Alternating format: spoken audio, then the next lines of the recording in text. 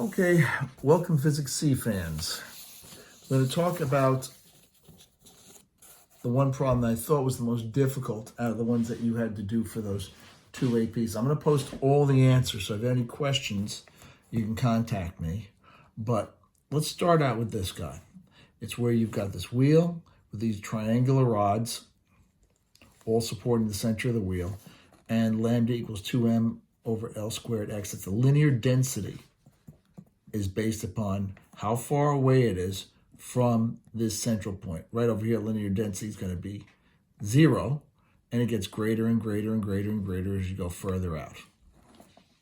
Now it says, use integral calculus, show how the rotational inertia of the rod around its left end is ml squared over 2. Just a reminder, let's look at something simpler first, just a plain old beam. Here's my beam. It's got a length L. It's on the x-axis. Each of our differentials are going to be dx here. It rotates around that side. And what we want to find is we want to find out what's the moment of inertia for the rod. We've done this before.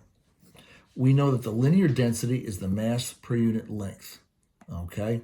And that length is on that x-axis. So we're actually in terms of x instead of L.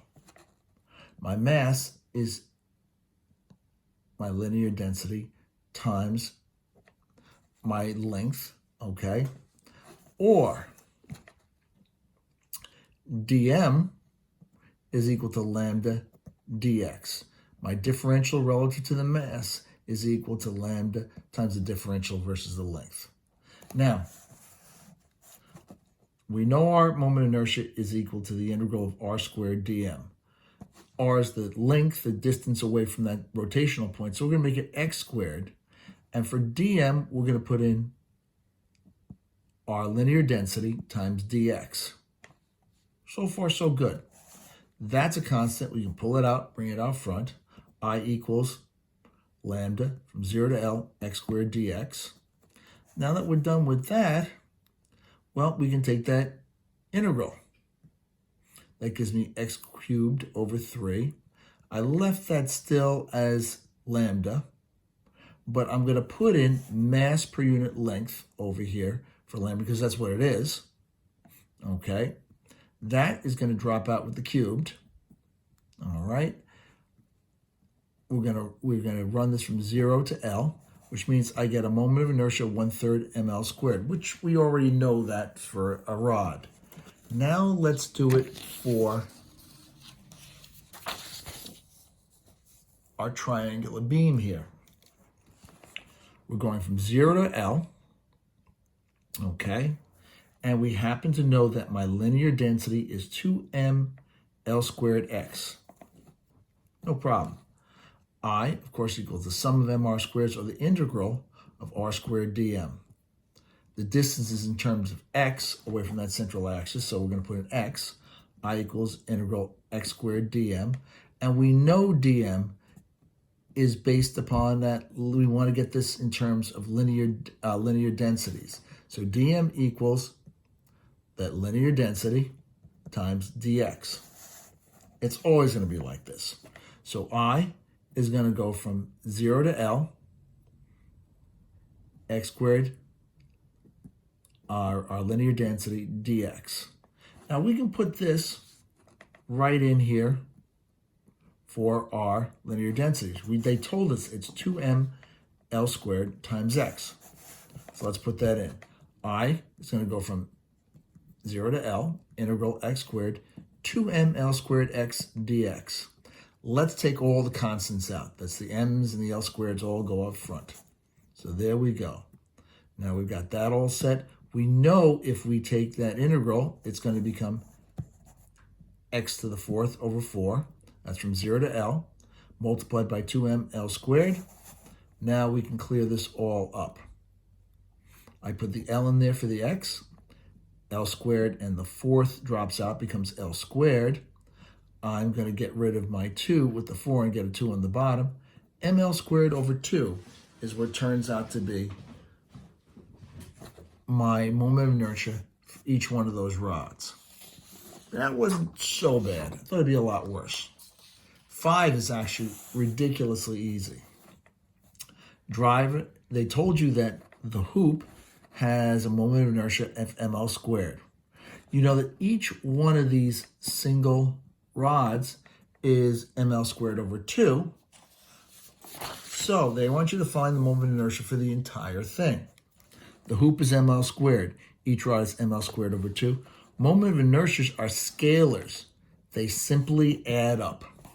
So I for the system equals ml squared plus 3, because there's 3 rods, ml squared over 2. So I get 5/2 ml squared. Doesn't get any easier than that. The next part, though, wasn't so easy. Derive an expression for the final angular velocity omega of the hoop rod system. Now, they said that the hoop is initially at rest and held in place, free to rotate around the center. A constant force, F, is exerted tangent to the hoop for a time t. So what they're saying is, you've got the hoop, and you've got some F that's acting tangent to that hoop, okay, for a time t. To me, the easiest way to do this, and you could have done it harder than this, is using impulse equals change in momentum. Now, in linear, okay, translational, it's force times time equals mass times change in velocity. That, of course, is going to be impulse equals change in momentum. However, we're dealing with rotational. So that means your torque times your time is equal to your change in angular momentum, L. And we know that L is I omega, moment of inertia times your angular velocity. So this is going to be your torque times your time equals I omega, delta omega, excuse me. And that's going to be I times omega final minus omega initial. They told you it was at rest right at the very beginning, so you can get rid of omega initial. That means your torque times your time is going to be equal to I times omega final.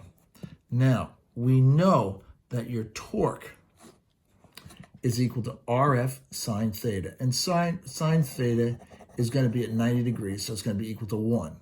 So we're good. And of course, your R is your length, L. So it's really going to be just L times F, which we put this right there. So LF times T equals, we've got our moment of inertia from before, we worked that out, 5/2 ml squared times omega final. Well, we can get rid of that L and the squared over here, play around with the algebra a little bit, and it becomes 2 times the force times the time divided by 5 times the mass times the length of those rods is equal to omega final. That one wasn't so bad. Here's one that was bad.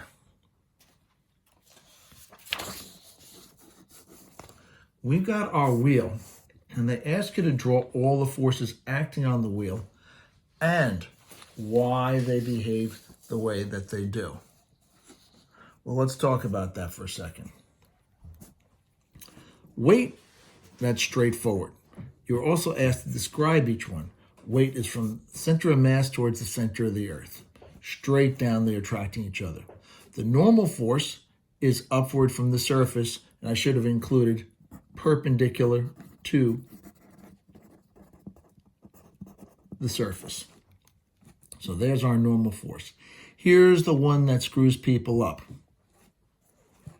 Friction acts actually up the incline on the wheel. You're like, what the heck's that going on? How's that going on like that? Well, keep in mind, the wheel's rotating, right? Actually, the wheel be rotating upward like that, right?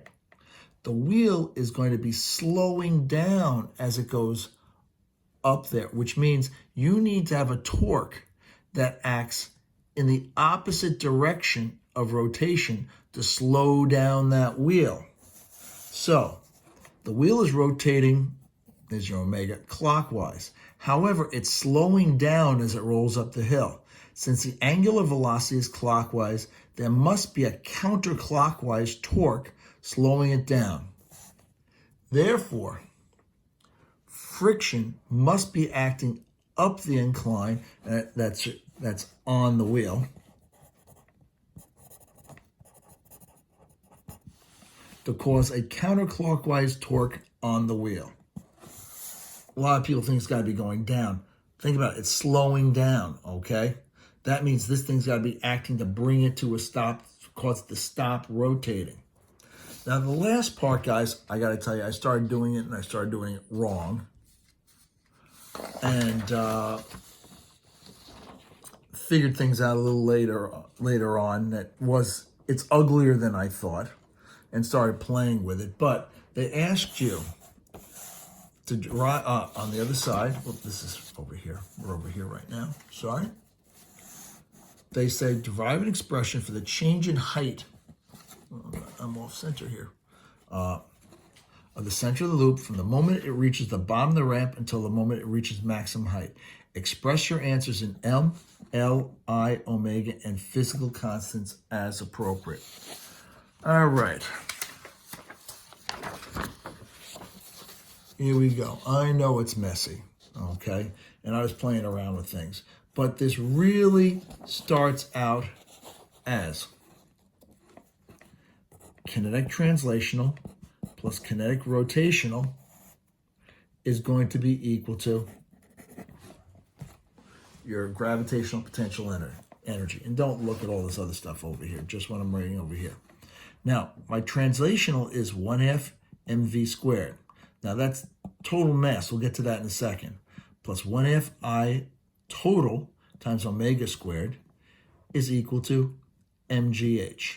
Now, this is total mass. The total mass is equal to the mass of the 3 rods plus the mass of the hoop. So you've got 4m, and I'm putting capital M in here for the mass in terms of capital M. So I'm going to get 1/2 times 4m times v squared plus 1/2. They said you can answer this in terms of total moments of inertia times omega squared is equal to, I'm getting rid of that mass, 4mgh. At this point, guys, we have strictly an algebra problem. We've solved the physics. We only have one last thing to do. We can't solve this in terms of velocity. They were very clear about this, and this is what screwed me up. Very clear about this, that it's got to be done in terms of M, L, I total, and omega. So I got to get rid of this V and get in terms of omega. Well, we know that V, velocity, equals R, radius, times your angular velocity, omega. Now R is L, so it equals L omega. So I slip that in here. Okay? 1/2 4m L squared omega squared plus 1/2 I total times omega squared equals 4mgh. I got to bring this down on the bottom here. 2m L squared omega squared plus 1/2 I total omega squared over 4mg. You will not be burned if you leave it like that. Now you can clean it up and make it a little bit nicer by multiplying the top and bottom by 2, and it gets rid of that 1/2. But this is totally okay if you left it like that. They will not burn you for not having things in the simplest form. All right, that's the one problem I wanted to go over with you. Other than that, I'm hoping everybody's doing well. Everybody's healthy at home. Everything's okay. I'm going to send you the keys to everything you were asked to do last time, so you can go over it yourself. Any questions, send them to me, please. I'm also going to ask you, you guys did 18 and 17. I'm going to ask you guys for Monday to do 1 and 2 out of 16, please. That's 2016. It's already in your packet. I already posted the whole packet a little while ago. Please do those 2. Give them a shot, and we'll start talking about it. You know what? Go by what I'm going to write, because I got to check something. I got to make sure that the things that they took out of the AP are not in those questions. So let me double check, but I believe 1 and 2 should be okay. Take care, everybody. Have yourselves as good a weekend as we possibly can under the circumstances, and stay healthy. Wash your hands, okay? Don't go into big crowds, and take care of your families, all right? Bye-bye now.